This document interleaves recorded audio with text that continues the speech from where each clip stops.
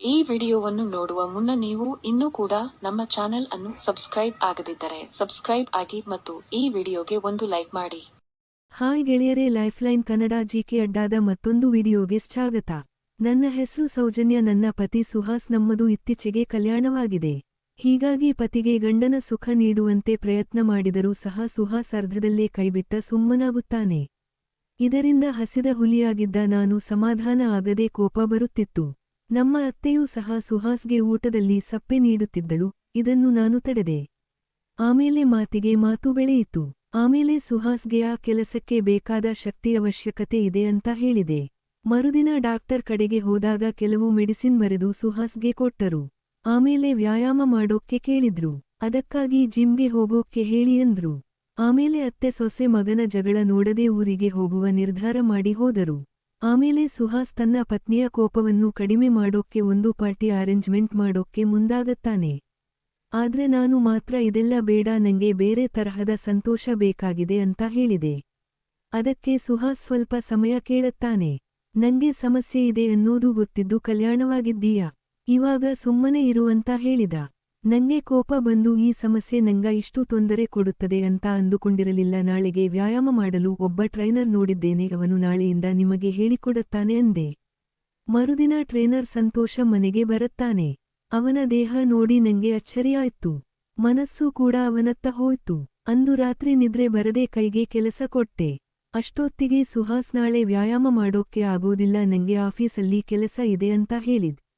ಆದ್ರೆ ಈ ವಿಷಯ ಸಂತೋಷಗೆ ಗೊತ್ತಿರಲಿಲ್ಲ. ಎಂದಿನಂತೆ ಸಂತೋಷ ಮರುದಿನ ಮನೆಗೆ ಬರುತ್ತಾನೆ.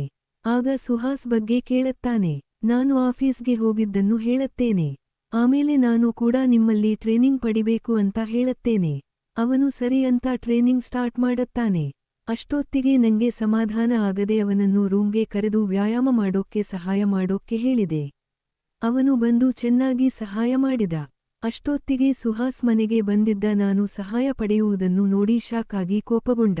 ಆದ್ರೆ ನಾನೇ ಸುಹಾಸ್ ಮೇಲೆ ರೇಗಾಡಿ ಬೈದೆ. ನೀನು ಸಹಾಯ ಮಾಡಿದ್ರೆ ನಂಗೆ ಇವಾಗ ಈ ಪರಿಸ್ಥಿತಿ ಯಾಕೆ ಬರುತ್ತಾ ಇತ್ತು ಅಂದೆ. ಅದಕ್ಕೆ ಸುಹಾಸ್ ನನ್ನ ಮೇಲೆ ದೂರು ಕೊಟ್ಟು ಡೈವೋರ್ಸ್ ಕೊಡುತ್ತೇನೆ ಅಂದ. ಅದಕ್ಕೆ ನಾನು ಏನಾದರೂ ಮಾಡಕೋ ಮೊದಲೇ ಅತ್ತೆಗೆ ಅನಾರೋಗ್ಯ, ನಾನು ಊರಲ್ಲಿ ನಿನ್ನ ಮಾನ ಕಳಿತೇನೆ ಅಂತ ಹೆದರಿಕೆ ಹಾಕಿದೆ. ಆಮೇಲೆ ಸುಹಾಸ್ ಸುಮ್ಮನೆ ಹೊರಗಡೆ ಹೋದ. ಆಗಲೇ ಅವರ ಅಮ್ಮ ಅವನಿಗೆ ಫೋನ್ ಮಾಡಿದ್ದಳು. ಸುಹಾಸ್ ಅಳೋದನ್ನು ಕೇಳಿದ್ರು. ನಾನು ಹೊರಗಡೆ ಹೋದೆ. ಸುಹಾಸ್ ಸಾಯೋಕ್ಕೆ ಹೋಗಿದ್ದ. ಅದನ್ನು ನೋಡಿ ಮತ್ತಷ್ಟು ಸುಹಾಸ್ಗೆ ಬೈದೆ, ಹೋದ್ರೆ ಹೋಗು, ಸಹಾಯ ಮಾಡೋಕ್ಕೆ ಆಗಲಿಲ್ಲ ಅಂದ್ರೆ ನಿಂದು ಒಂದು ಜನ್ಮನ ಅಂತ. ಅಷ್ಟರಲ್ಲಿ ಸುಹಾಸ್ ತಾಯಿ ಮನೆಗೆ ಬಂದು ಹಾಗಿದ್ದು ನೋಡಿ ಸುಹಾಸ್ಗೆ ಮೆಡಿಕಲ್ ಪ್ರಾಬ್ಲಮ್ ಇರೋದು ಗೊತ್ತಿದ್ದು ಇಷ್ಟು ನೋವು ಕೊಡುತ್ತಾ ಇದೆಯಾ, ಅಲ್ಲ ಹಾಗಿದ್ರೆ ಮನೆ ಬಿಟ್ಟು ಹೋಗು ಅಂತ ಬೈದ್ರು. ಪೂರ್ಣವಿರಾಮ. ನಾನು ಮನೆ ಬಿಟ್ಟು ಹೋಗಲ್ಲ, ಮನೆಯಲ್ಲಿ ಪಾಲು ಬೇಕು ಅಂತ ಅಂದೆ. ಆದರೆ ಸುಹಾಸ್ ತಾಯಿ ₹1 ಕೊಡುವುದಿಲ್ಲ, ಏನ ಮಾಡಿಕೊಳ್ಳತ್ತೀಯಾ ಮಾಡಿಕೋ ಅಂತ ರೇಗಾಡಿದರು. ಆಮೇಲೆ ನಂಗೆ ಸಂತೋಷಗೆ ಮನೆಯಿಂದ ಹೊರಗಡೆ ಹಾಕಿದರು.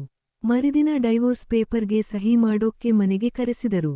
ಆದ್ರೆ ನಾ ಒಪ್ಪದೇ ಇದ್ದಾಗ ಯಾವುದೋ ವಿಡಿಯೋ ತೋರಿಸಿ ಬೆದರಿಕೆ ಹಾಕಿದ್ರು. ಅನಿವಾರ್ಯವಾಗಿ ಸಹಿ ಮಾಡಿದೆ. ಸುಹಾಸ್ ತಾಯಿ ಯಾವುದೋ ಬೇರೆ ಹುಡುಗಿ ಫೋಟೋ ತೋರಿಸಿ ಇನ್ಮೇಲೆ ಇವರೇ ನಿನ್ನ ಹೆಂಡತಿ ಅಂತ ಅವನಿಗೆ ಹೇಳಿದರು. ಆದರೆ ಸುಹಾಸ್ ಇದೆಲ್ಲ ಬೇಡ, ನನ್ನ ಸತ್ಯ ಗೊತ್ತಿದ್ದು ಯಾರೂ ಮದುವೆ ಆಗತ್ತಾರೆ ಅಂತ ಹೇಳಿದ. ಅವಾಗ ಸುಹಾಸ್ ತಾಯಿ ಇದನ್ನು ಮರೆಮಾಚಿ ಮದುವೆ ಮಾಡಿಕೊಂಡು ಬರುತ್ತಾರೆ. ಅಂದು ರಾತ್ರಿ ಸುಹಾಸ್ ಅದೇ ತರಹ ಶ್ರುತಿಯಿಂದ ದೂರ ಇರುತ್ತಾನೆ. ಮರುದಿನ ನಾನು ಶ್ರುತಿಗೆ ಭೇಟಿಯಾಗಿ ಎಲ್ಲ ವಿಷಯ ಹೇಳುತ್ತೇನೆ. ನಂಗೂ ಮದುವೆಯಾಗಿ ಮೋಸ ಮಾಡಿದ್ದಾರೆ, ನನ್ನಿಂದ ಹಣ ಆಸ್ತಿ ದೋಚಿದ್ದಾರೆ, ನಿನಗೂ ಹಾಗೆ ಮಾಡುತ್ತಾರೆ ಅಂತ ಹೇಳಿದೆ. ಆಗ ಶ್ರುತಿ ಶಾಕ್ ಆಗಿ ಮನೆಗೆ ಹೋಗಿ ಜಗಳ ತೆಗೆದು ಮನೆಯಲ್ಲಿ ಇರಲ್ಲ ಅಂತ ಹೇಳುತ್ತಾಳೆ. ಆಮೇಲೆ ನಾನು ಸುಹಾಸ್ ಮನೆಗೆ ಹೋಗಿ ಇದನ್ನು ಮಾಡಿದ್ದು ನಾನೇ, ಸುಮ್ಮನೆ ಇರೋಕ್ಕೆ ₹ಕೋಟ್ಯಾಂತರ ಕೊಡು, ಶ್ರುತಿಗೆ ವಾಪಸ್ ಬರುವಂತೆ ಮಾಡುತ್ತೇನೆ ಅಂತ ಹೇಳಿದೆ.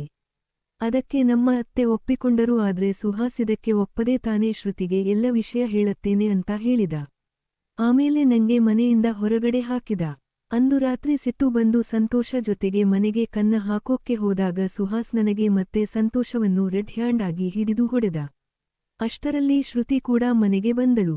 ಆಗ ನಮ್ಮ ಅತ್ತೆ ನಡೆದ ಎಲ್ಲ ವಿಷಯವನ್ನು ಶ್ರುತಿಗೆ ಕೂಲಂಕಷವಾಗಿ ತಿಳಿಸುತ್ತಾಳೆ.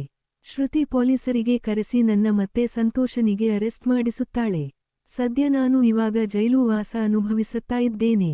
ಸ್ನೇಹಿತರೆ, ಈ ಕಥೆ ನಿಮಗೆ ಇಷ್ಟ ಆದ್ರೆ ವಿಡಿಯೋಗೆ ಲೈಕ್ ಮಾಡಿ. ಮುಂದಿನ ಕಥೆಯೊಂದಿಗೆ ಭೇಟಿಯಾಗೋಣ. ನಮಸ್ಕಾರ.